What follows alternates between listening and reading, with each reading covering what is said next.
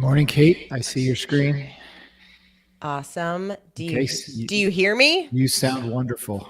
Oh, you can hear my mic? I can. All right. And I'm going to click my video and test it. Wow. We did it. We did it. We did it. We can go home now. Hearing a little echo. Oh, is there? Yeah, that's okay. Not too bad. All right. Good. Good morning, Lisa.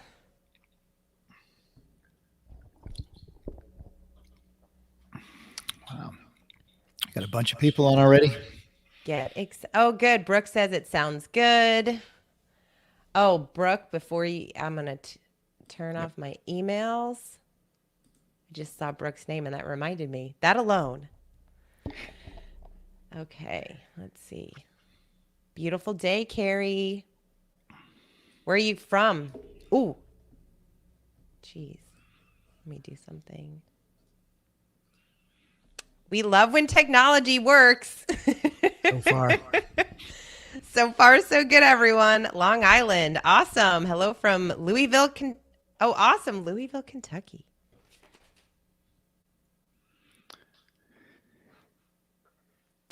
Good morning, Lori and Carol. Maryland. I love it. It's so fun. People from all over the world. Well, all over the country, at least. Our world. Our world. Oh, goodness. Okay. Great. Julie and John and James and Stephen. Jim. Hello, Jim. Christy, Monica. Awesome. Begin in about 1 minute.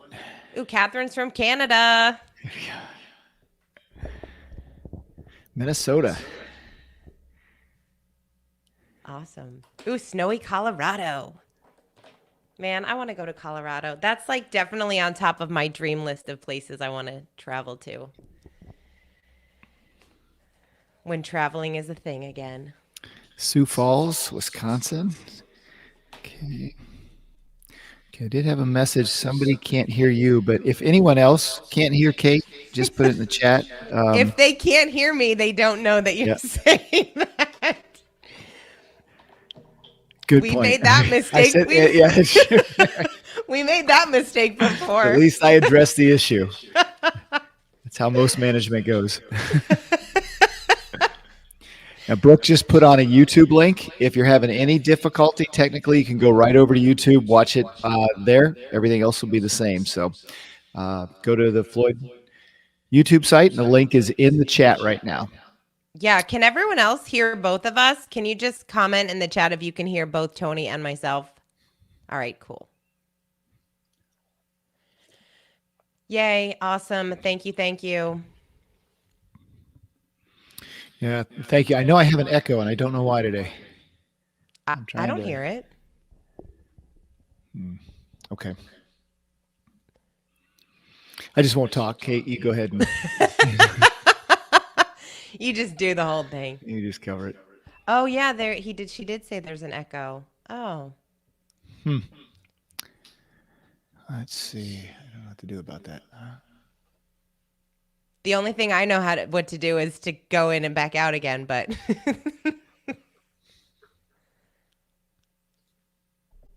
you have another mic situation?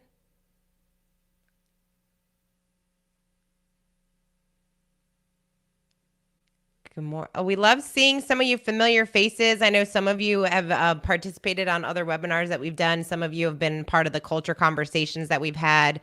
So we appreciate you coming back and being here for this webinar as well. Yeah, that's weird. Some people say there's no echo. Hi, Carol and David.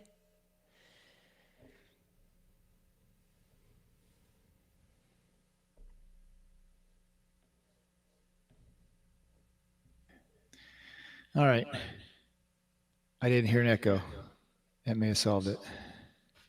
Tony is our tech guru over at Floyd. And now I can't hear you, Kate. Wait a minute.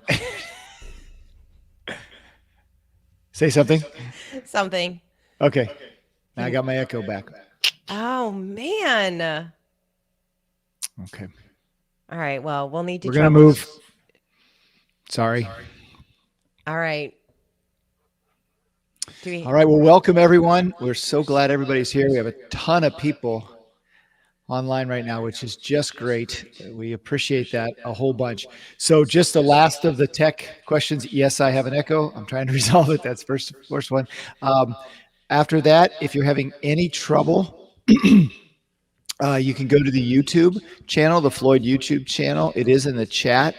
There's a link that you can go there if you're having any trouble. Other than that, I think we're set. We welcome you to answer some questions we give you in the chat.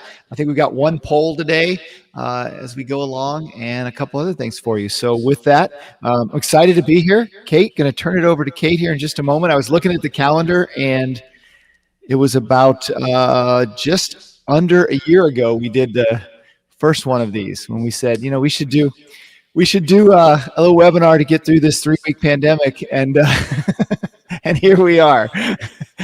Here we are. Still dealing. Great. So it's good to be back on the horse and ready to go and have all these people here with us today. So with that, I am Tony Ferraro. I'm a senior executive coach and the director of training services at Floyd Consulting. And of course, our co-host today is the one and only CEO of Floyd Consulting, Kate Bowman. I'm going to turn it over to her, let her do some introductions and get us rolling on really try to how to have a more satisfying life. So Kate, with that, you're on. Yes. Oh, we are so excited that you're here. We really do love doing these webinars. And Tony, it's always a pleasure to run these with you. We have so much fun putting them together. And we know that you are going to leave here with some practical things that you can use to really live a more satisfying life. And that's what it's about. So it's really interesting, this topic of work-life balance. We've talked about it for decades and decades, right? Like it's this conversation that continues to come up, and there are thousands of articles and presentations and videos and we can find around this topic because it keeps showing up in people's lives, because we do want to live happier, healthier, more fulfilling lives. And we're constantly trying to figure out how to do that. And because we are human, we usually overcomplicate it. Always. And so really what we want to do is to debunk this this myth of work-life balance, and really have a deeper conversation around what you can do practically in your life to live a more fulfilling life, to really live out your purpose. All of you here, you are fans of Matthew Kelly. You are fans of becoming a better version of yourself. And so during this presentation today, we're very intentional about making sure that we put things in here that you can leave here today and use to start to live a more fulfilling life and really live from your purpose. And so we're excited to be here, and we're so grateful.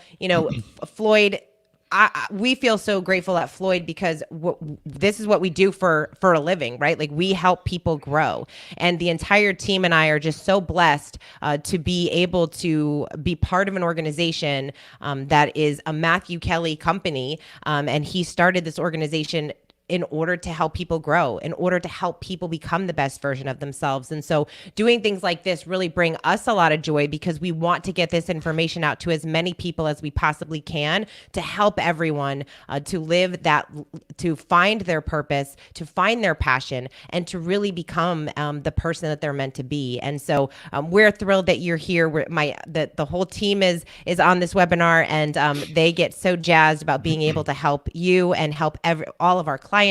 And so we love being able to do this work, and we're so grateful to have you here and joining us. And we also are just grateful that you are fans of Matthew Kelly and all of his work. And we know that whether you've read one of his books or all of his books, all of the things that we do from our coaching experiences to our training experiences, to the work that we do with all of our clients, we're using Matthew Kelly's principles, everything we learn from him, moving forward, and to really help our clients live their best life. And so we're excited for this conversation. So Tony, is work-life balance even possible? I am glad you asked that, Kate. As it turns out, we put in the invitation. Are you feeling unbalanced in your life? And if you are, good, because the reality is the work-life balance is a myth, and we are here today to bust that myth. And so it's a myth for a couple of reasons. See, when you think about it, you step back and you think about work-life balance. There are some assumptions that go along with that people have accepted, and they probably shouldn't have. See, the first one is the assumption that your work and your life are the rest of your life are separate, that they're not in any way intertwined. And we know that that's just not the case. So for example, if you have a sick child at home and you have to go to work, that's going to affect your work. Now, you may be very good at not letting it affect the outcome, but the way you feel and the energy you have that day, that's going to be a concern. So our personal lives do affect our work lives. If we're having relationship problems, if we're having financial problems, that affects our work life. Conversely, we always ask the question about work. A good work environment should positively change the dinner conversation at home. So we say, if you went home tonight and had a conversation about your work at the dinner table, would it make your conversation better or worse? See, because what we do at work, that goes into our personal life. We have a tough day at work. We've got a manager we're really struggling with. To think that doesn't affect the rest of our lives is just kidding ourselves. So the number one, the two are interrelated. Right? The two are interrelated. And then the second thing to remember is that the whole idea of work-life balance was created by employers. Because what it really says is you've got your work and then, the rest of your life over there. And it's your job to try to balance those two things out.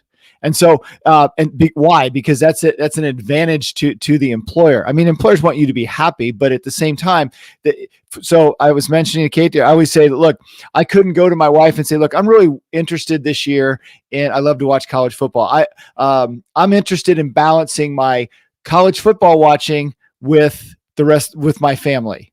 Well, that says I've this, and I try to fit them in. That wouldn't go over real well. So just this idea that those two things are not interrelated, and that we can somehow separate those two, and that work, while it does take a lot of our time, our life is made up of significantly more than just our work, and then somehow compartmentalizing the rest of the time. So we would say, don't even worry about chasing balance. Sometimes balance is not a good thing. I mean, if you want to be balanced, you could have 9 hours or 8 hours of really bad work, followed by 8 hours of really dysfunctional time at home, followed by 8 hours of really restless sleep and bad sleep. Now, you would be perfectly balanced, but I don't think anybody would want that. And so to prove that, right now, we're going to do this exercise with you. If you would like to have, balance isn't a bad thing, but if you'd like to have more balance in your life, if you would raise your right hand and keep it up. Okay, raise your right hand and keep it up, right? If you would like to have more satisfaction in your life, keep your right hand up if you have it up, and raise your left hand also. All right. Now, if you can only have one of those, do you want balance or satisfaction? Lower the hand that you have to give up. Right hand is balance, left hand is satisfaction. Do you want balance or do you want satisfaction? Now, I'm hoping, and I think every time we do these sessions with companies and things, everybody has their left hand up, because everybody would rather have satisfaction than balance. Everybody would like to have more satisfaction in their life than they'd like to have balance in their life. With our work, we can love our work and work a ton of hours, right, Kate? I mean, we can work, and just as you said, we love what we do. I love the things we're working on. Working on this webinar last night was late, getting some things done. I had just done some speaking. So that was a lot of work. That was a lot more than an 8-hour day, but I got a great deal of satisfaction out of it. So it's not about hours, it's about satisfaction. And then being able to have those crazy work weeks, and then just totally disengage and be with my family, say on the weekend, and put everything away, and just, and that's not a balanced amount of time, but it's a tremendous amount of satisfaction. So does that make sense? Yeah, yeah, that is like the beautiful way to look at it, and for us to be able to think about a time that has happened for you, right? So, I remember years ago when I was working at the Chamber of Commerce, I decided to I came up with the what I thought was a brilliant idea of doing a fashion show fundraiser.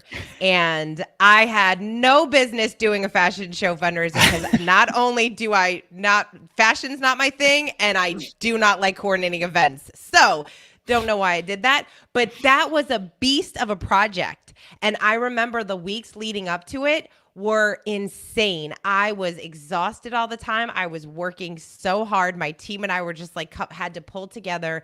And those weeks leading up to it, my relationships were different. I didn't have time for a lot of the projects that I was working on. And it was just, I was all in on this project.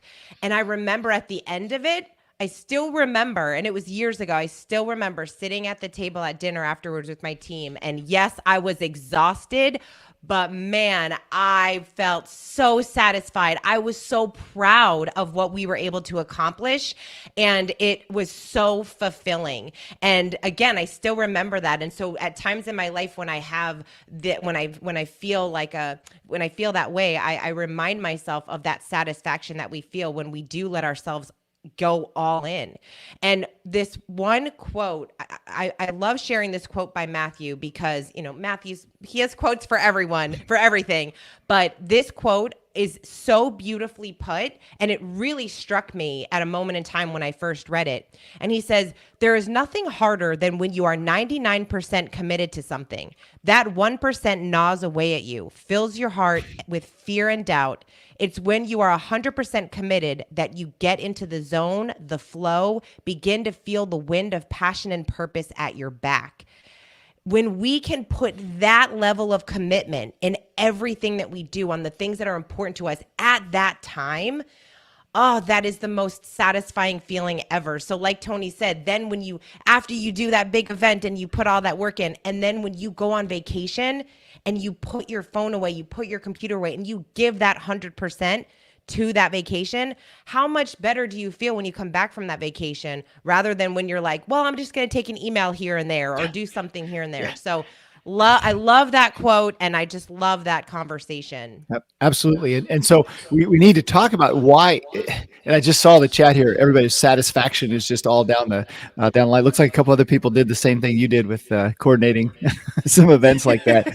But it is interesting. I was reading some research about, our mind can only really is wired to work in the past mostly and somewhat in the future. So it does that to save us. Okay, so it thinks, look, I touched that hot stove, don't do that again.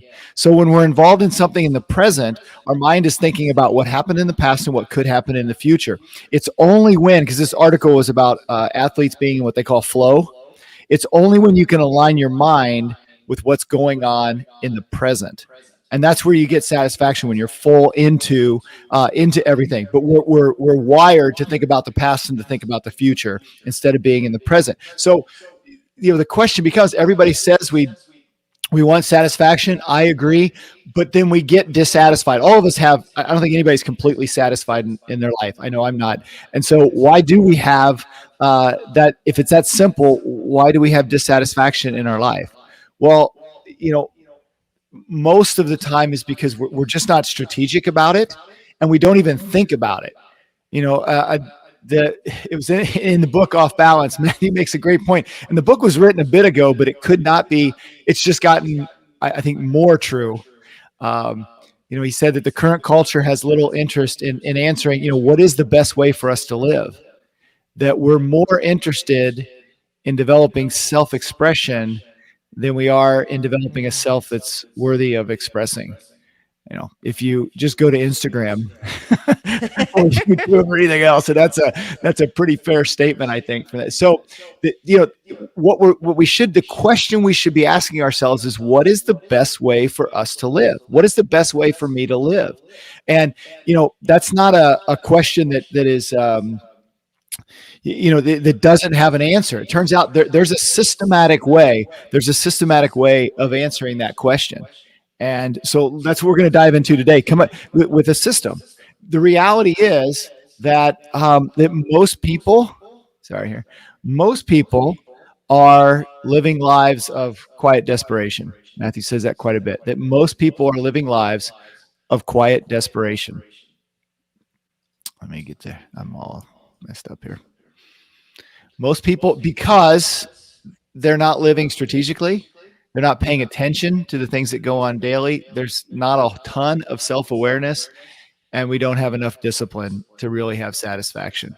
And while this is certainly aligned for our own lives, this does have real consequences for employers, right, Kate? As we talk to folks about coaching, and we talk about our philosophy at Floyd does connect the two, employees to personalities, right? The company can only be the best version of itself when the people are the best versions of themselves who are in the company. So why don't you speak to that a little bit? Yeah. We've seen those examples time and time where we make the people better and the company gets better.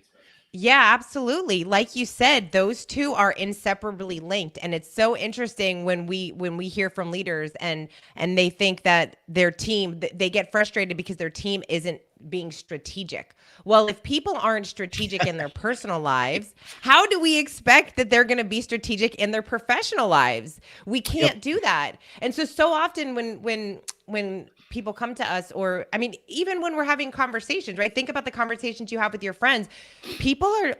They're disengaged from their work, from their life. They're stuck in a rut. So many people are stuck in a rut, right? That's what leads to that quiet desperation.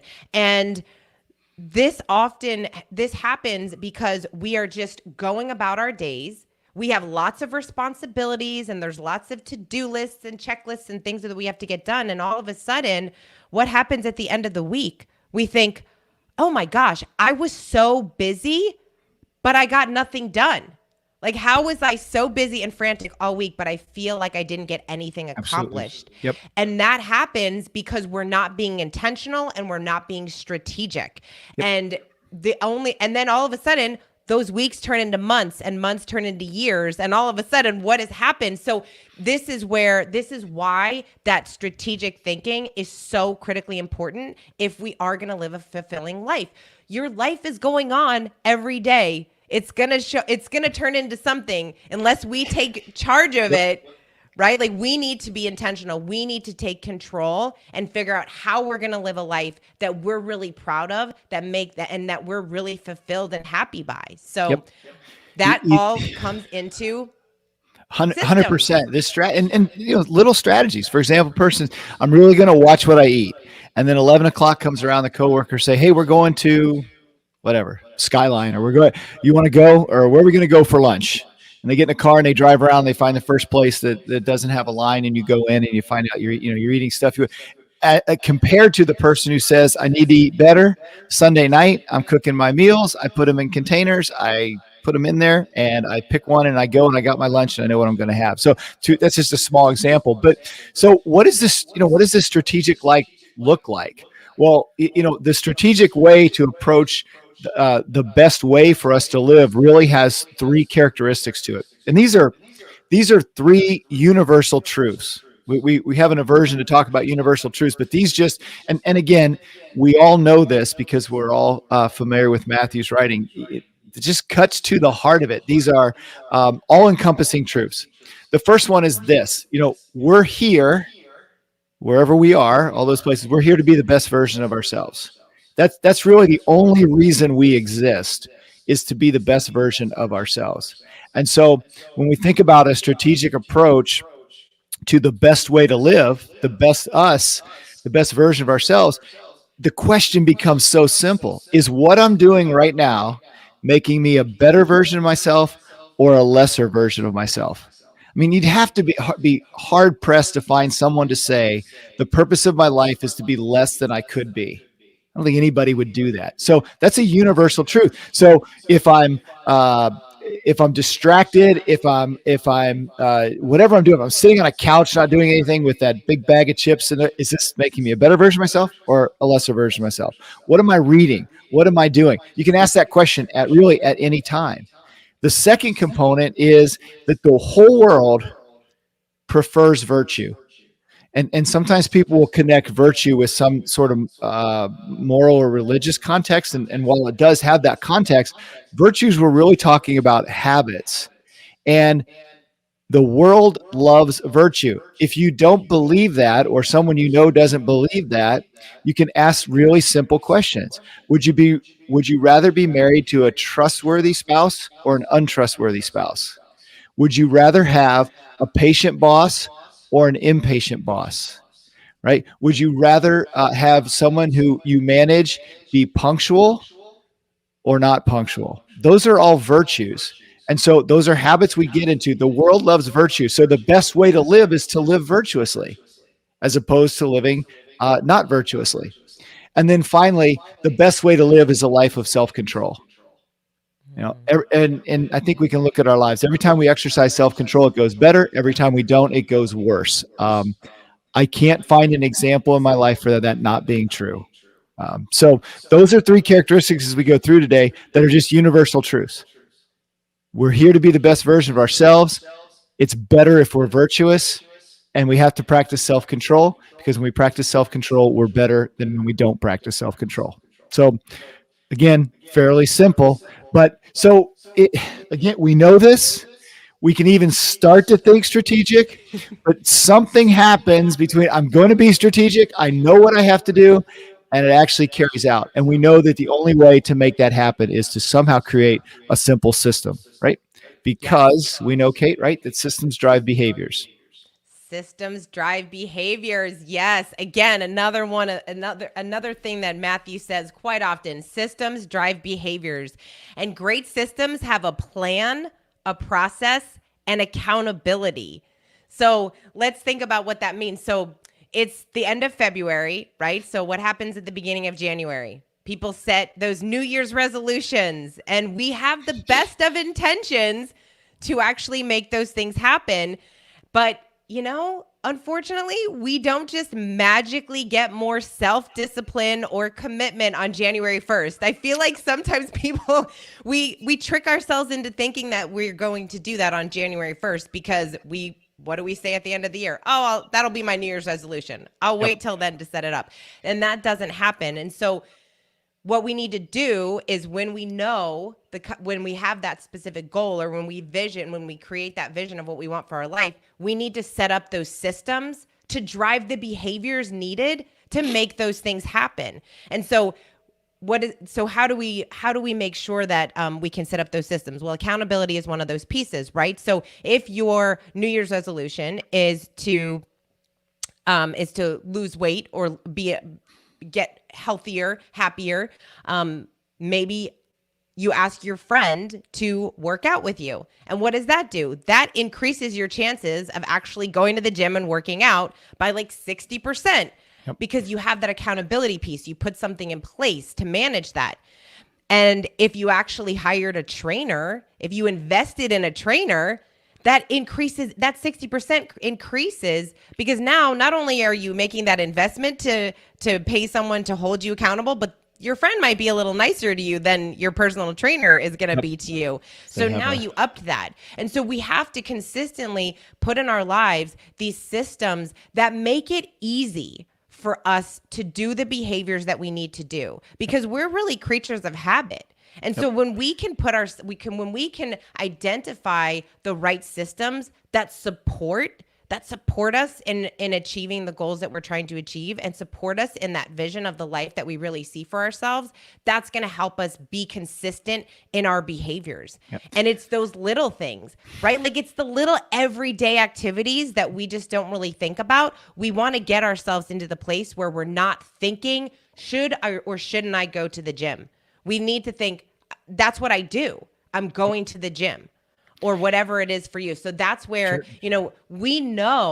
we actually know what we need to do, right? Right. We know what is good Yep. for us. I think Carolyn put in there something about, eating cake because it's there in the office if someone has a birthday. Yeah, we know we shouldn't eat the cake if we're trying to lose weight, but unless we put those systems in place, it's so easy for us to fall back. And that's really the interesting thing about systems.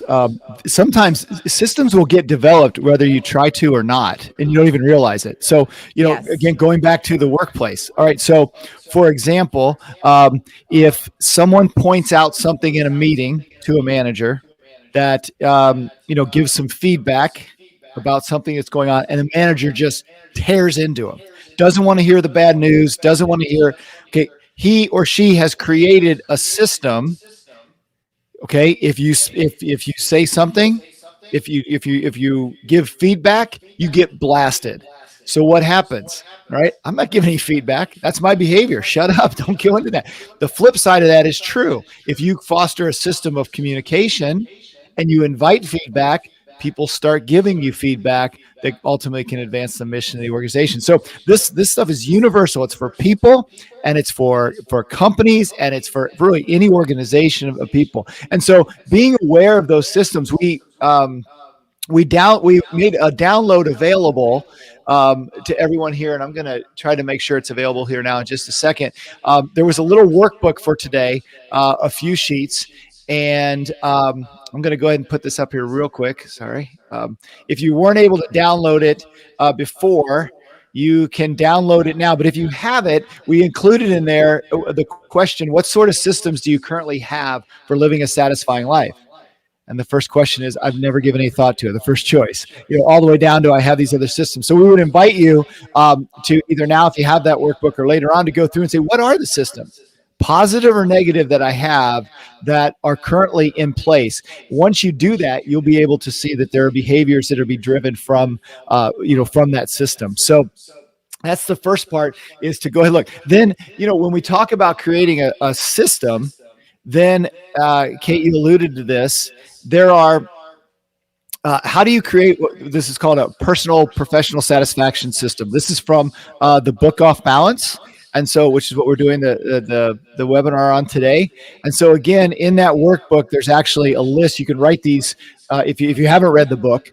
Which, by the way, in the chat, if you don't mind, if you could just put if you've read the book Off Balance, yes or no. Or just yes if you've read it, I guess, or no, it doesn't matter. But so these are the 5 keys to creating this system that we're talking about. The first one, we're going to be able to cover a couple of them today. And the first one, though, is to really assess where we are. Tell this story all the time. I was the question was, this was in a military environment, the most important piece of information. This is when I was doing some studying on the Navy SEALs. The most important piece of information a SEAL team needs at any time in combat is what? Anybody in the chat want to put that if they know it? The single most important piece of information a Navy SEAL unit needs at any one time is what?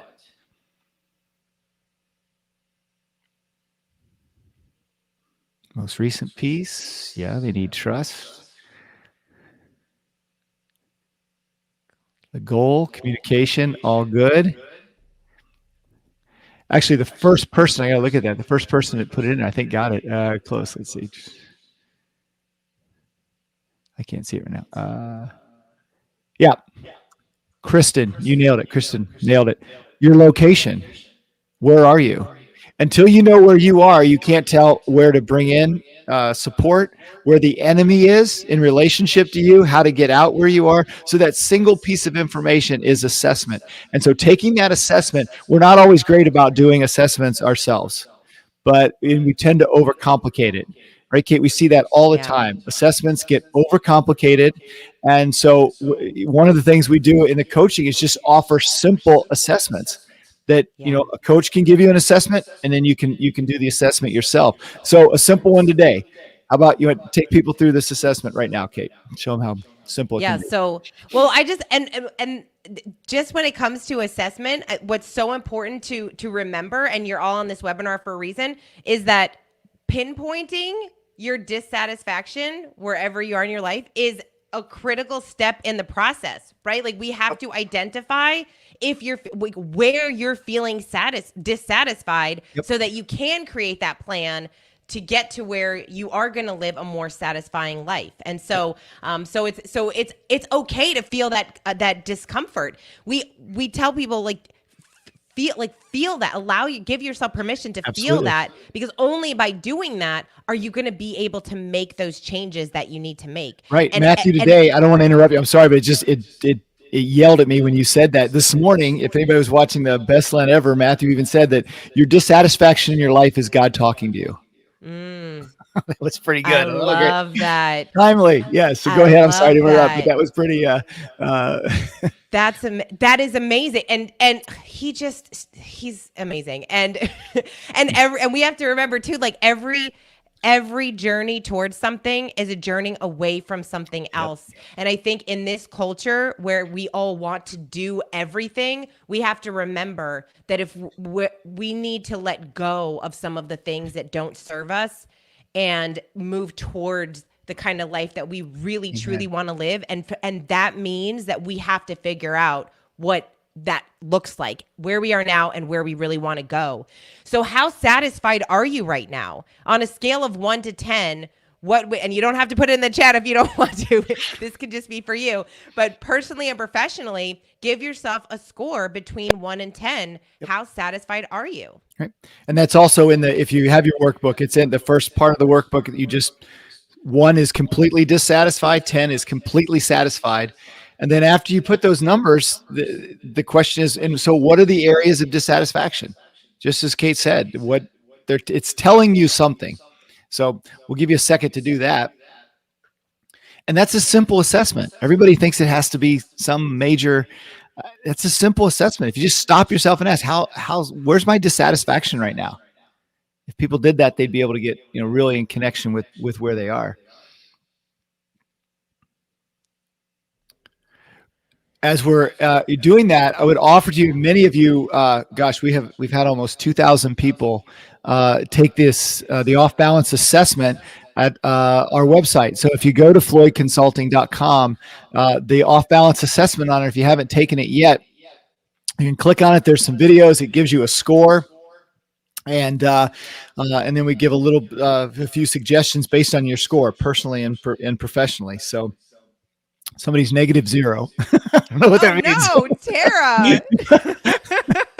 That is not a good number. So again, a tool you have here, absolutely free, is to go to the Floyd website, take the off balance assessment if you haven't done so. And then I was actually kind of going through the book last night. If you have taken the assessment, take it again. And keep your scores and see, where am I feeling better, where am I feeling worse, and why. I know if you took it 6 months ago, you're probably going to be different today. One of the questions we have when we submit questions, how do I get satisfaction out of working at home now? It's different. It is different. Your work life is different, better, worse. It's not the same as it was before the pandemic. So, identifying those are pretty important. So all this is geared to get us towards the life we really want. In the book, there are several questions that Matthew suggests we ask ourselves. We're going to ask 2 today, right, Kate? Those 2 that are highlighted. So we're going to ask 2 questions. And Tara said sorry about her score. Never apologize for where you are in this assessment, because you know what that means. It's 2 things. 1, amazing that you're here on this webinar right now because you felt that dissatisfaction and you want to move forward. And 2, this is your opportunity to answer some of these questions and then start to build out those systems that are going to support you in building a more satisfying life, because we have that opportunity every single day. We make the decision how we show up, the decisions that we make, and those systems that we put into place to really help us to get to that place where 6 months from now, a year from now, our life can be completely different than where it is today, no matter where you are on that score, whether you ranked at a 0, 1, or 2, or a 7, 8, or 9, or 10. So these are the questions. Matthew always says we become the questions that we ask. And question number 1, what do you like about your life today? When we're thinking about assessment, let's not just go to the what are we dissatisfied about? What do you like? Let's start with the positive of like, what do you actually like? There is, no matter where we are in our life and no matter what challenging of a season we're in, there's always things that we can uncover about the things that we're very grateful for and the things that we do really enjoy about our life. So take some time to write those things down. And then the second one today, and we're not doing this just on the webinar, but just take some time to answer all of these questions this today or this week. What's holding you back from the life you really want? And this is an opportunity for you to be really honest with yourself, to be really honest with answering that question. What's holding you back? You know, one of the things that we do at the end of some of our webinars is we ask, you know, what do you need to let go of? And the answers we get are just amazing because people need to let go of a lot, and it's very emotional. It's a lot of mental stuff. It's a lot of emotional things that we need to let go of in order to allow us to do the things that we need to do to live that life that we want. And so those are 2 questions, but we encourage you to take some time over the next couple of days to really answer those questions. Absolutely. You know, Kate, I was speaking in Oklahoma on the past Saturday and brought up a slide. I was mentioning how everybody talks about normal. You know, oh, I can't wait to get back to normal. This is the new normal. When are we going to get back to normal? And then I showed that slide of that word cloud of things that teachers over 2 years had said what they need to let go of. And that was pre-pandemic, and it was fear and anger and distrust, and all those things that are in there. So these have been with us for a while. It's not really a result of our circumstances. And that's, as you mentioned, that our lives are, this is real accountability we have to take. Our lives are a result of the questions we are being asked and the questions we're asking. If we're not asking questions in our lives or being asked questions, then we're simply existing. Like the old expression, some people don't know what's going on. Some people don't even suspect something's going on. So, you know, you have to ask those questions. If you're dissatisfied, why? And you know, so what questions are you being asked, or what questions are you asking yourself today might be the most important thing that anybody gets out of what we're talking about today.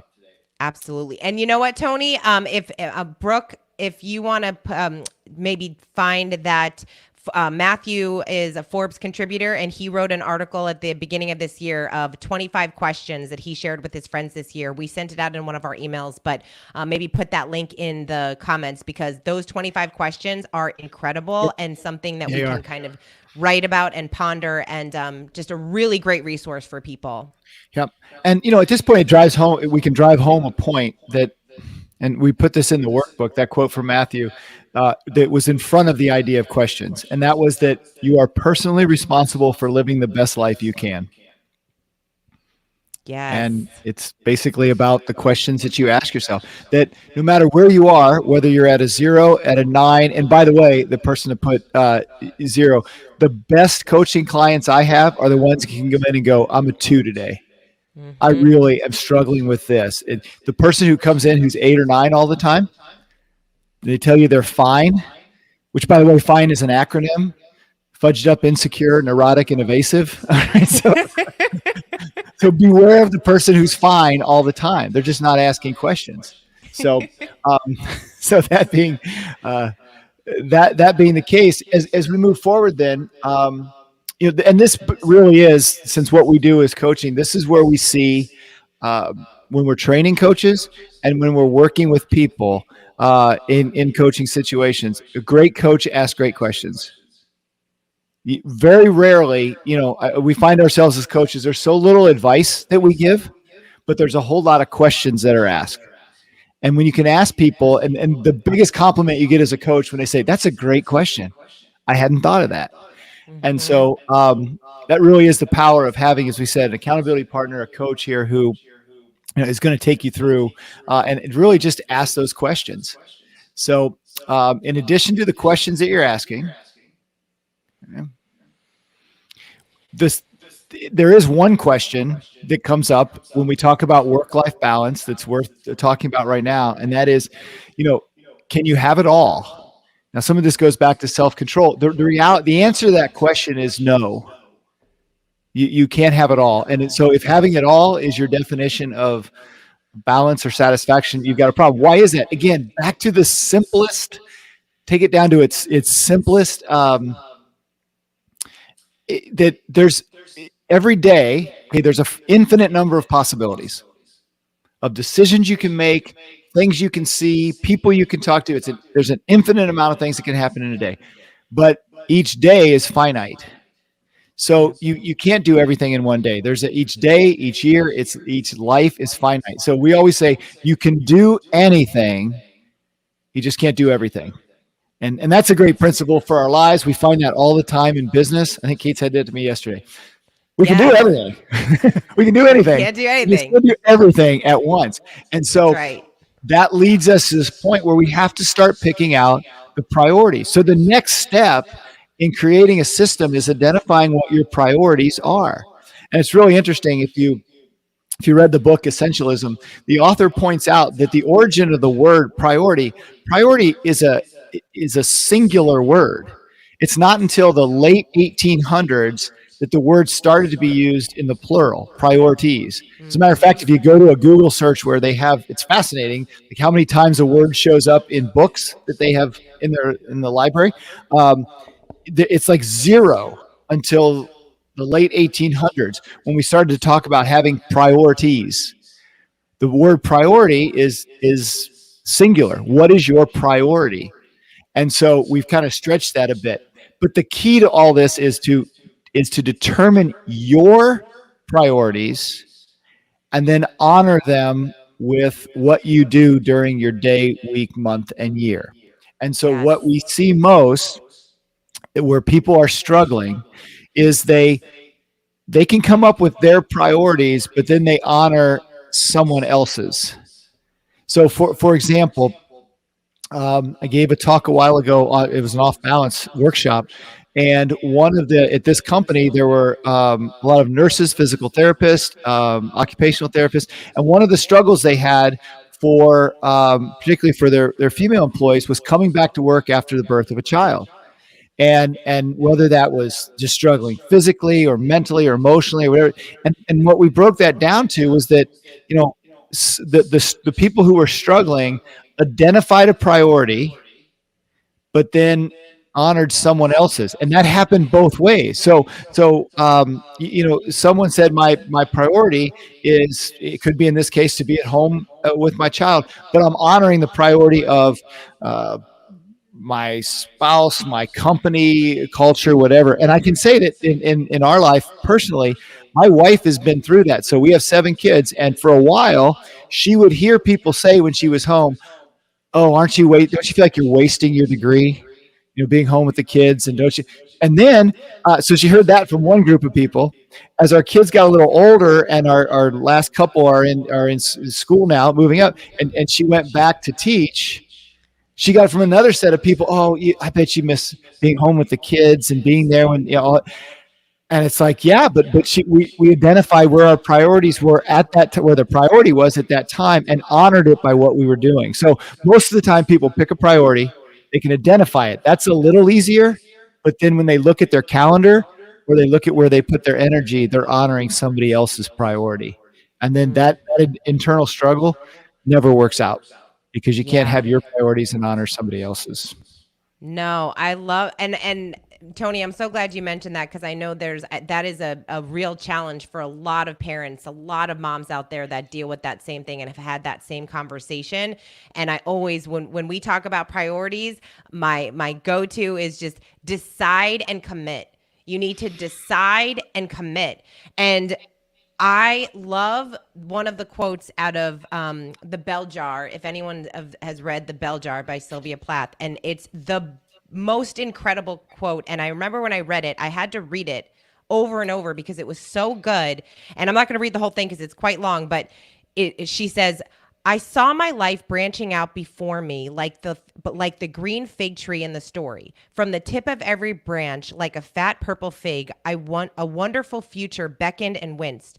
One fig was a husband and a happy home and children, and another fig was a famous poet, and another was Europe and Africa and South America, and another was Constantine and Socrates and a pack of other lovers with queer names and offbeat professions, and another was, and she goes on and on all these different scenarios, and then she says, I saw myself sitting in the crotch of this fig tree, starving to death just because I couldn't make up my mind which of the figs I would choose. I wanted each and every one of them, but choosing one meant losing all the rest. And as I sat there, unable to decide, the figs began to wrinkle and go black, and one by one they plopped to the ground at my feet. Such a beautiful visual of what most of us do. We go after all of these things, we're not 100% committed, and we lose all of them. So this is the most, I love this story. It is so beautifully put, and it describes perfectly what we're talking about today. Absolutely. Yep. And so if we take that idea, and again, the part of today is trying to make this as practical as possible. It's one of the things that coaching does. It tries to get to the heart, the practical matter of things. So what do you do then? Well, if you to write a priority, and we do it, there's a priority exercise in the book, which is a unique way of picking your priorities. And I would encourage you to go through where you list them and you can compare them and rank them. But once you've identified the priority in an area, you say this area is a priority because, and write down why it's a priority. And then you say, I express that in my life when and so that exercise might look something like this. If your physical fitness is a priority, it's a priority because I want to be the best throughout the day. I want to have more energy. I want to live a long life. I want to feel happier when I work out. I feel happier when I work out, and I enjoy being active.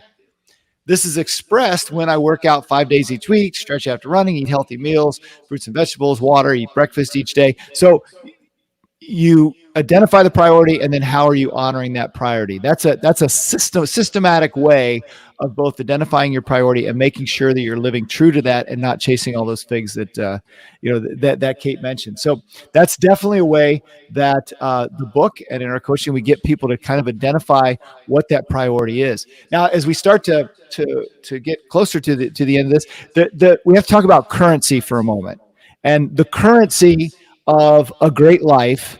The currency of a great life is energy. And I don't think there's any one concept that has had more profound effect for my life, but then also the people that I have the privilege to coach with, is just getting a handle on where they put their energy. Most of the time, in business coaching, executives have to be laser focused because they can be, they can put their energy in places that aren't serving the company or not serving themselves. And we all do that. It's just like where am I going to place my energy? Because you only have so much energy. And while we can increase it, it's not a limitless vat. Where we put our energy is going to determine the direction of our lives. So today, if we ask you right now, and you looked at this chart, and we ask you to pick the word that best described how you felt in your personal life, and then also pick the word that best described how you feel in your professional life. If you want to go ahead and put that in the chat, that's great, but pick those two words, your personal life and your professional life. And how do you feel in your personal life? Some of the angry, anxious, burned out, confident, defeated, defensive. So put that list, and then circle the word or put the word in your that describes the way you feel in your professional life. So when you have that, what's interesting here is these feelings, they're listed alphabetically on this chart. But if we rearrange those, we can put them into kind of an energy meter where, if you're doing a sound meter, if it gets too high, it's problematic. If we arrange those in an energy way, they would look like this, right? So they look different now because they're no longer alphabetical. If you answered either confident, enthusiastic, joyful, or invigorated in either of those areas of your life, right, you have the most energy around that area. And then as you go up, it goes down. So you have to start asking the question about, okay, why, where's the dissatisfaction, and where am I putting my energy in each of those areas? Because where we put our energy is going to be just paramount to how we get. So here's the coaching point, and it's in the when we identify. Once we look at those, if we can identify, and this is in the workbook, the people, places, and activities that give us energy. And in the workbook, I think there's room for 5 of them. But then also identify the people, places, and activities that drain your energy. And you identify those. Think through who in your office gives you energy, who in your office drains your energy, who in your personal life gives you energy, who in your personal life drains your energy. So here's the major coaching point that comes out of this whole thing. Once you have identified those people, places, and things that give you energy, and once you've identified the people, places, things that drain your energy, if you want to have the most satisfying life, wait for it, right? Do the things that give you energy and don't do the things that drain your energy. Again, that sounds really simple. I'm not being sarcastic here. So, for example, when we're doing business coaching, we might ask someone, "Let me ask you about email." I have 3 things that I ask people about. What about email? Does email give you energy or drain your energy? A lot of people say, I just saw, we say, oh, email. Yeah. People say, oh, email just drains my energy. So then I say, okay, I'm just curious. What's the first thing you do when you start your workday? I check my email. Okay. So you're already starting below sea level. And then you have to do a bunch of things just to get the energy. What if you did something that gave you energy and then went to your email? Then your energy level, can go down a little bit, but you raised it up. So now you're back to where you started. The same thing's true. The business wise, the other thing we ask people is, how do you feel about meetings? Some people love meetings. Other people would rather eat glass than go to a meeting, right? Most of the time, people that love meetings are running them, and the other people have to sit in the meeting with the person. But the same thing. What do you do before a meeting? What do you do after a meeting? If you're sitting in a meeting or you have to meet with someone that drains your energy, you have to guard your energy. The reality is most people don't drain our energy. What we do is we open the vat up and we let it come out. So how quick can I meet with somebody, get to the point, get on with it, not let my energy get drained? The third example, I won't go into it now, I always ask people is, does going to the grocery store give you energy or drain your energy? And there's no fence sitters. It's either, I love to go to the grocery. I hate to go to the grocery. So again, same deal. Do the things that give you energy and don't do the things that drain your energy, which is just asking those questions. I see people say, oh, I hadn't thought about that. Yeah, that's good. That's why, I didn't understand that until somebody explained it to me. And most of the people we coach say the same thing. That's really simple. I can do that. And it makes a profound difference. So now we're at a point with our coaching clients where they'll say, I really gave my energy to that and I didn't need to. So that's one of the benefits of having somebody else help you, but it's certainly doable. And Tony, one of the things about email, because I do feel like many people would put email under that draining energy category. That's interesting too, is going back to the priority conversation. I used to work with this woman who every single day at the end of the day, oh my gosh, where did the day go? She didn't get any of the things done that she was supposed to get done. And the reason was every morning she would go into her email and guess whose priorities mattered? All the people that emailed her. She gave all of her priority power to those emails in her inbox that needed something. And she would never place the priorities of setting up and making sure that she's doing the work that she needed to do first. And you know what's crazy? She never knew it. Like, she continued day after day. Goes back, priorities, systems drive behaviors. Her system was set up that every day she felt she made the decision that email, she had to check her email. She did not have to check her email. And she decided to do that. And every day was placed on someone else's priorities. And so, is in our worlds, we have to remember there are things we can control and things we can't control. Be really crystal clear with ourselves on the things we really can control, because I think a lot more most of us have more control over things that we say we don't than we actually do. Oh, So being absolutely. really, Yep. we have to be real honest. Like we're having some real honest conversations We here are. in Yes. this webinar. Yes. It's the only way to really make an impact, right? Like It we is. have to be real with ourselves. Right. Because most people are living quiet lives of desperation because they're not being systematic about what they're doing. And what's funny, Susan put in, say, we're in lockdown. Going to the grocery store is my weekly outing. So, gives you some energy there. Absolutely. Oh my gosh, Right. that is awesome. That is So that is we've been actually able to talk awesome. today. We've been able to talk a little bit today about the system that's set up in the book, Off Balance. Clearly, we picked out the assessment as being the most important, picking your priorities, and then again, if you go through the book, you can learn how your habits. The habits we have determine the way we get things done and the way our life plays out. That's part of a weekly strategy session that you can set up. Plan your week according to your habits, according to your priorities, and then every quarter, are you reviewing those? We strongly suggest in our coaching companies that they do quarterly reviews rather than annual reviews. Annuals are too far, but the same is true for people. This quarter, how am I doing? Because again, as Matthew says, when we set this up, we can get a lot more done in a week than we can in a day. We can get a lot more done than we think in a month than we can or a year than we can in a month. So this is about taking the long view also and setting up those things that are most important to us. I write down.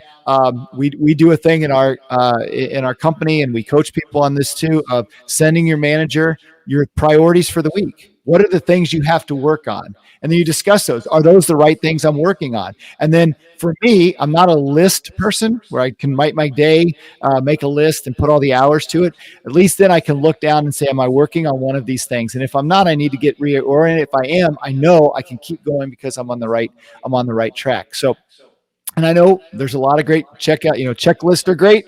People that have checklists. Although I will say, I ask this question, there's always people that say, how many of you who like checklists have ever written something on your list that you've already done so that you can cross it off? And about 50% of people raise their hand. So I know about you people, all right? Don't be all stuffy with me. I know about what goes on with list people. But It's such a mental thing. It just it is. feels good. 100%. All right. So, one of the points here is that whether this is, you said, the friend that's helping you, or whether that is some accountability partner or a formal coach, everybody does need a coach. Everyone needs someone in their life who just ask great questions. And that can be a lot of different people. We firmly believe, and we see it, as Kate said, that we get to see this every day, that people's lives get changed because someone has gotten more deliberate about their life. And what I'd like to do is to show you a video of one of those people who really followed a lot of what we're talking about here. And I'm so proud of her because she just got really intentional about her life. And so I'm going to play this now. Hopefully this will work. Tony, before Yes, you play that, sure. play that video, I just want to everyone, we're gonna answer some questions after this video Thank you, plays. Kate. So please Absolutely. ask some questions in the chat. We want to be able to answer them. We got some really great questions, and we might not get to all of them, but if you do have a question, please put it in the chat, because we're going to continue this conversation after this quick video. We've got a little bit after the video. Thank you, Kate. I'm glad you said it. So let's meet Emily.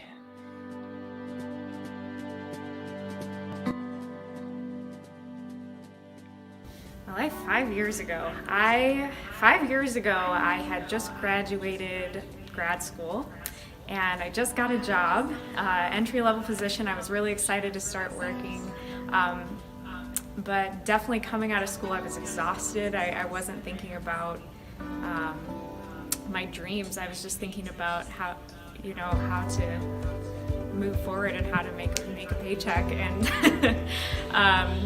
and I wasn't taking care of myself health-wise. I think I was just living day to day, and had student loan debt.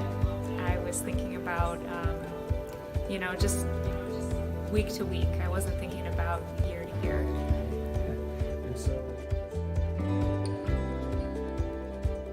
Yeah. A little bit? Yeah, absolutely. So 5 years ago, I started the Dream Manager program, and I have accomplished so many things since then, thanks to that. I I've traveled to 6 different countries. I have paid off all my student loans as of last year.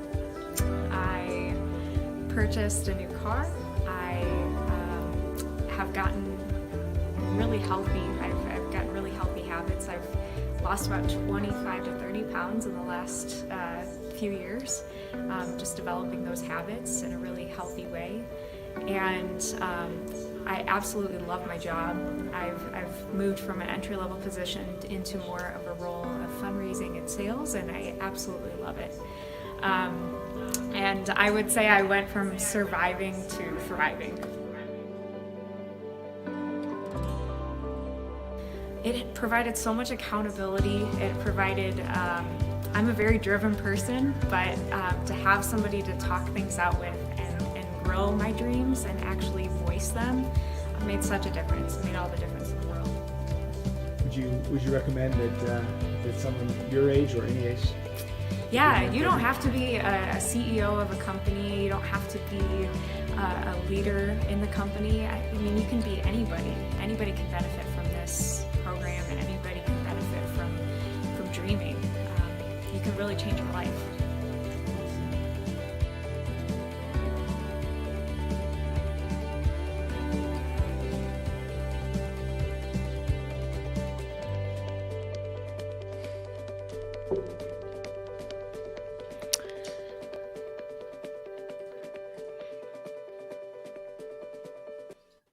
Okay, so that was Emily. I just love Emily. She's really just crushing it. And so we want to make sure that we get to those questions and answers. However, I want to make sure in just a second, Kate's going to be, first of all, everything we talked about today, you can take from today and you can implement, and I think you'll have more satisfaction in a more satisfying personal and professional life by doing that. You can do that. But we also know that to take things even further, we want to let you know that we can help you with that. And we're a coaching company. Kate in a moment is going to talk about what we do coaching wise.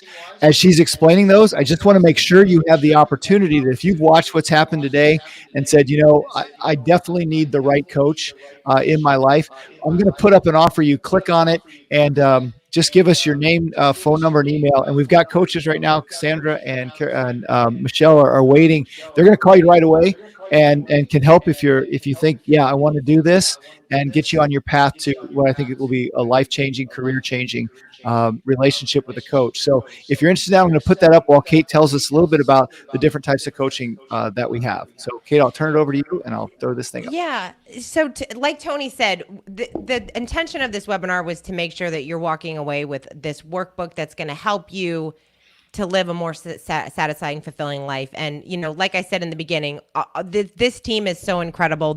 We love helping people grow. We love helping people realize their passions, their dreams, and how to achieve those things. And so we do that in a number of different ways. And the big piece of our business is really through our coaching experiences. And these experiences were designed by Matthew Kelly. And obviously we've learned everything. I mean, like you, we are fans of Matthew and his work. And so to be able to take all of these principles and all these ideas and condense them into these coaching experiences for our people, or for the people that we work with, is really such a joy for us. And we love seeing the transformations in people, especially those that are just really feeling like they aren't really sure what those next steps are. And so we have a couple of different opportunities, and one of them is executive coaching, and that is for the CEO or a C-suite executive in an organization, and they are just trying to really build that culture and their team, and they need someone to talk to. They need that person to bounce those ideas off of as they're building and growing and developing their people, as well as developing themselves. And then we also have business coaching, and business coaching is really more for maybe you're a solopreneur, maybe you're an entrepreneur, and you need that accountability, right? Like we all need to be held accountable for the goals that we've set for ourselves and for the things that we want to do in our lives. And so that business coaching opportunity is really for those executives and those professionals that they're trying to really gain more skills. They want to get to a place where they know the systems and processes. They know how to identify those systems and processes that we talked about earlier, and what they need to put on that plan, and then have that person that's going to hold them accountable to doing those things. And so that's really what that business coaching is for.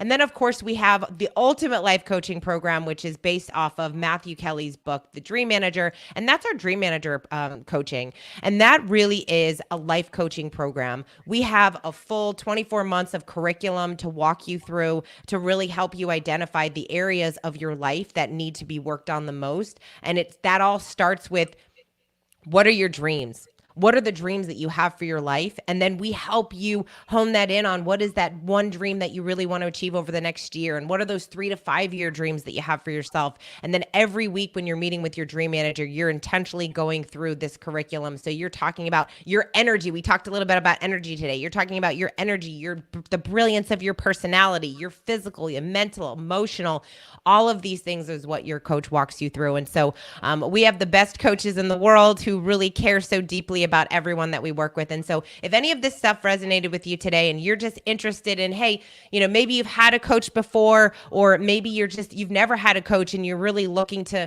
really level up in your life and you think you need some of that accountability piece is so critical. I can't tell you how many of our clients will say, I did this thing finally after talking about it for years and years. And the reason I did it is because I knew I was going to have a conversation with my coach, and I did not want to come to that session and say that I didn't do it yet again.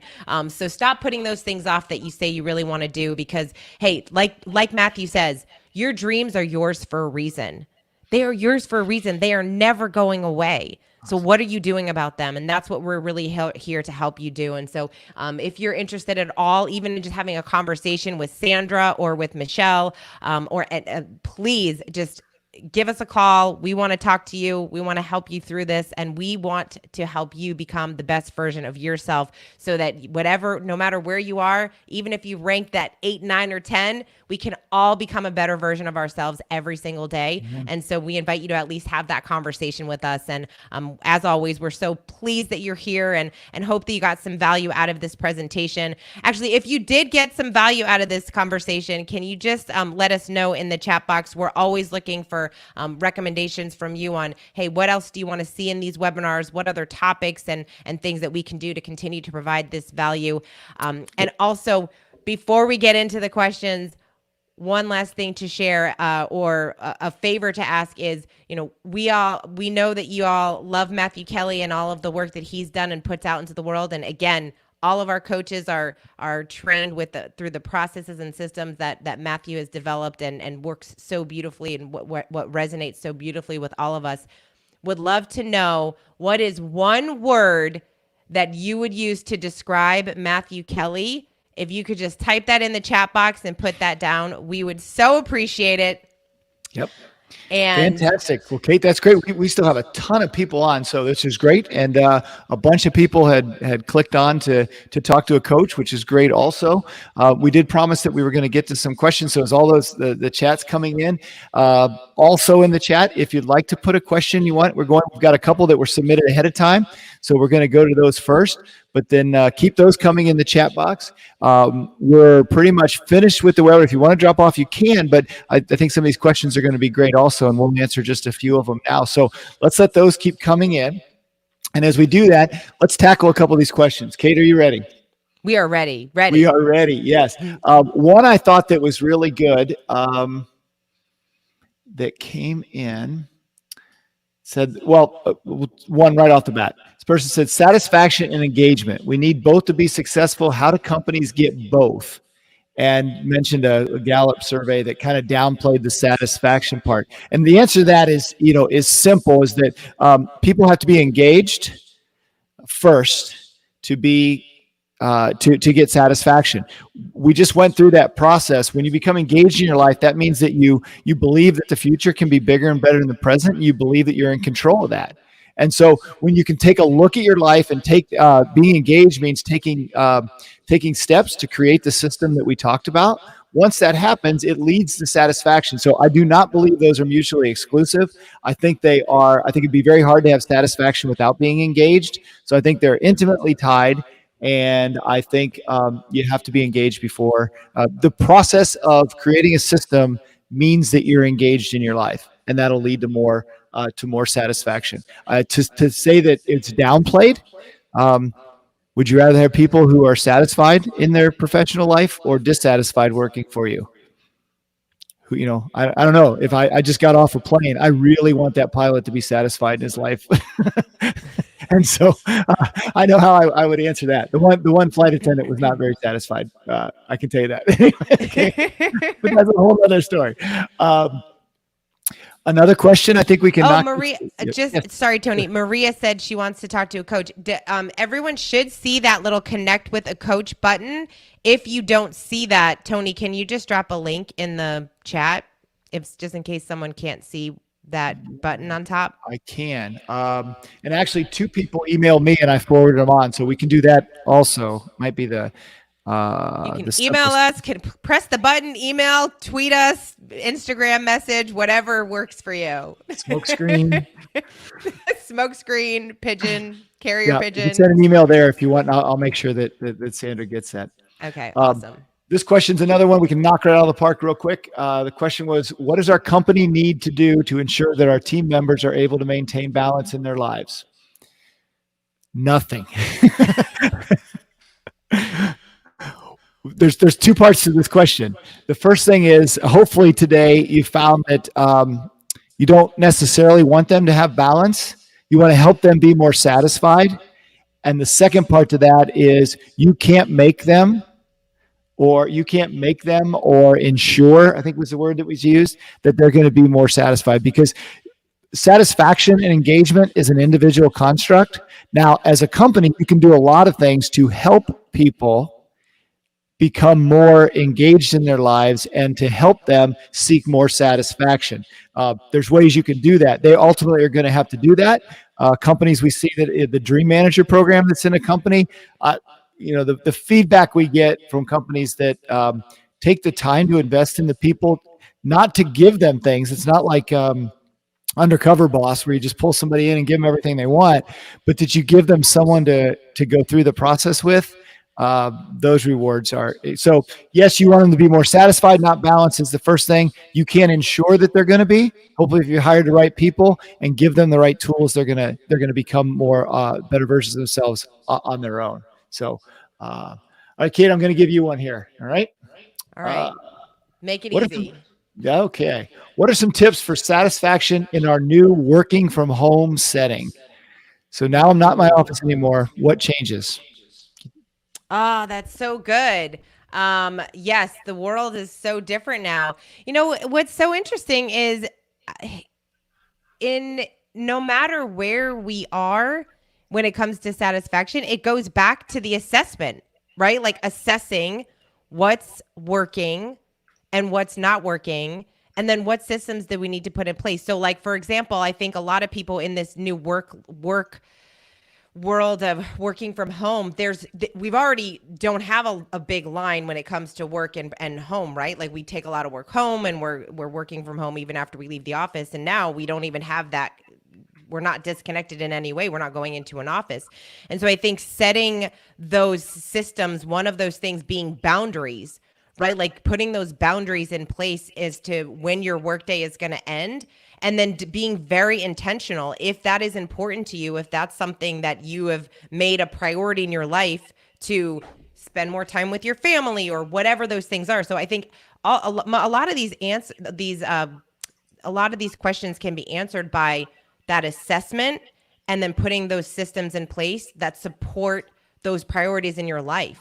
So if you are finding that you're working a lot, I just read an article talking about how, people are actually working more than ever before because they are working from home. And it's so easy for us to just stay in our home office and continuing to work. But if you've identified on that priorities list that for you, it's a priority for you to have dinner with your family, or it's a priority for you to spend X amount of time with your family, then that's going to increase your satisfaction by making sure that you put those boundaries in place and you shut the door to your office and you go spend time with the family, even if you do go back into the office. So I think it really just comes back down to, again, what are those top priorities for yourself? And then how do you create those systems around structuring it so that you're committing to yourself to make those things happen? Yeah, that's great. That's fantastic, Kate. Also, I just read some research that said people are ranking their job satisfaction lower since they've been home. Now, Yeah. at first it was, this is great. I'm in my pajamas and I can do all these things, and isn't this wonderful? But the reason they're linking that to is lack of informal interaction with coworkers. And so their job satisfaction is going down because of that, which I think is interesting. And it needs to, at least, you're getting more work done at home, but you do need to pay attention to communicating with people in informal ways because it does have an impact on your satisfaction in your life. At least the research is showing that. So, okay, what else we have here? And Tony, I just want to share like some of this Please. stuff. Like Sean just asked a really great question, and you answered back beautifully. I'm in the chat, and these are the kinds of things that people need to talk through, right? Like these are the kinds of things that when we're asking different and better questions around some of the decisions that we're trying to make, we start to uncover opportunities, or we see things in a different way than we used to see them. And this is why, in our lives, why is it so hard for us to sometimes make decisions? Because we're the ones living our life. And when someone else, when that third party, like when we think about our friends, right? Sometimes we see friends doing things and we're like, what are they doing? Like, this is not a good decision. We see it, we're coming from it at a completely different angle. And so that's why it's so great to, whether you have an accountability partner or someone that you're working with, to ask questions to really help you uncover some of the stuff, some of the fear that you might be feeling about maybe going on a different path or journey. And then also just looking at your life in a different way.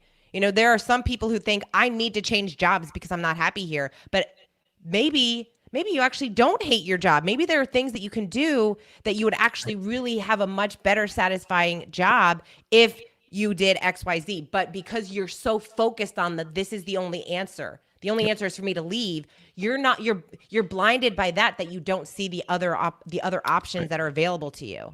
Yep, 100%. And we coach people all the time, and with younger people, they want to leave, and the idea of, or the opposite's true also. The person who is miserable and won't consider leaving. A good coach will talk them through the scenarios. Well, what happens if you don't have your job tomorrow? Or how. For example, one question we ask is, can you come to work tomorrow? Person says, well, yeah, I can come to work tomorrow. Can you come to work in a year?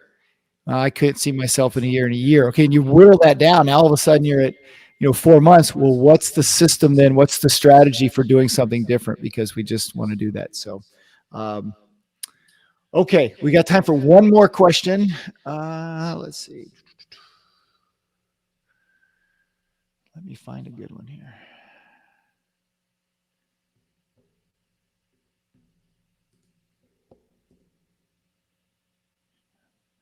I'm sorry. I'm trying to find the best one here. There were so many good ones too. You all sent some really great questions in advance as well.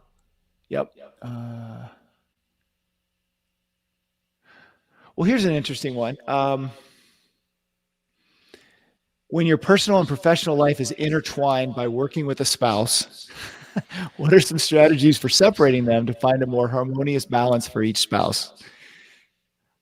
That's a good question. That is a really good question. I think the answer is twofold. One, I'm not sure you have to separate them. I mean, we've talked a lot about, the separate work and life and how they are separate. One of those is, I'm not sure you have to separate those completely. I get it that it could all be about the work, but if you are defining your priorities as a couple and individually correctly, then everything about your work. So if you, for example, you gave a great example there, Kate, that if it was important that these two, they ate together every night or ate with their kids together every night, well, that then becomes a strategy not only for their personal life, but for their business life. And then they know they can keep each other in check because those are the priorities. Additionally, you have to have your own dreams and your own priorities to keep those separate so that you can help honor each other's, not you yourself, but you can help them honor their own priorities and not yours. So I'm sure there's challenges to that, where everything becomes about work. But I think what we've talked about is there are going to be those 80-hour work weeks that you're working together, but then that big project that you nail down allows you to have a 2-week vacation where you can totally disengage, and then you've got more satisfaction, and you're both working for the same goals. So it's an okay answer to a pretty deep question. deep question. Yeah. Absolutely. That is a deep question. I do want to, Scott just asked, I know some people are asking, just clarifying certain things. Like Scott says, a lot of people don't know what their dreams are. How do you help with that? That's a great question, because some people think, one of the things that we do with people is we take them through a dream list and having to identify 100 dreams. And when we say that, most people think, wait, what? 100? That is way too many. I don't have 100 dreams. A lot of dreams. But we take them through a process that really helps them uncover some of those dreams. So Scott, that's a great question. But yeah, that's what we do. We are all about dreaming and helping people fulfill their dreams. And then Shirley asked if we do retreats and seminars, and yes, we absolutely do. So would love to chat with anybody. We love going into organizations and working with their teams to make sure that you're on this webinar for a reason. And if you have a team and you want them to be able to get this same kind of information to kind of infuse throughout the organization and help your team to live more strategically, yes, we absolutely, that is one of the things we love to do. So I would love to chat with you about that as well. If anyone's interested in those things as well, just go ahead and click that connect with the coach button, and we will chat with you about what it is that you need and what we can help you with. Great. Well, it has been an absolute, boy, back in the saddle. Feels great. We're back online, and this is good.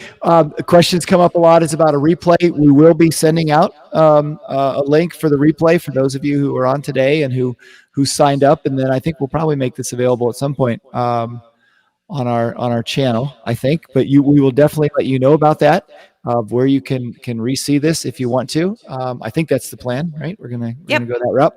And additionally, all the other questions that you might have can be answered at floydconsulting.com, and we will get right back to you. We very rarely are more than a few hours from getting back to someone when they submit. We do have a couple of other events coming up. We can just very quickly mention that on March 11th, Matthew and I are doing a dreamstorming session for our educators. So if you're an educator and you want to participate in that, that's a real special event. It's going to be in the evening on March 11th. And we've got a few more of these coming up that you'll hear about just by signing up for this one. So, Kate, thank you. Brilliant as always. And then we also have a Dream Manager certification coming up. So for those people that are interested in becoming a Dream Manager, you can actually become a Dream Manager life coach. And that is on April 22nd, 23rd as well. So and lots don't of fun forget things that going on. When you go to that, if you are thinking about, the coaching that a Dream Manager, when you go through certification, you get a Dream Manager coach yourself. So, that's awesome. All right, Kate. Tony, well, thank you so much. You are awesome. No, thank you. This is awesome. We love doing these, and you're so fun to co-host with. So thanks everyone for being here. We appreciate you, and we look forward to continuing to serve you and help you become the best version of yourself. Amen. Thanks everybody. Bye now.